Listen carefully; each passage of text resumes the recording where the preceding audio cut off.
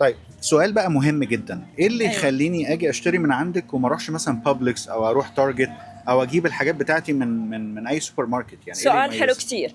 نحن بنتميز انه كل البرودكتس فريش، عم نعملهم من سكراتش. الحمص بنسلقه، بننقعه، بنسلقه، بنرجع بنطحى الميكسز كلها ويقاد فريش ايتمز. مثلا هون عندنا السيلانترو بنزيد عليه فريش سيلانترو. البيت كمان فريش بيت. يعني اليوم مثلا عندنا الكلاسيك حمص، عندنا بيت، عندنا بيتزا سيلانترو، سويت تشيلي تشيبوتلي، هالابينو، جارليك حمص.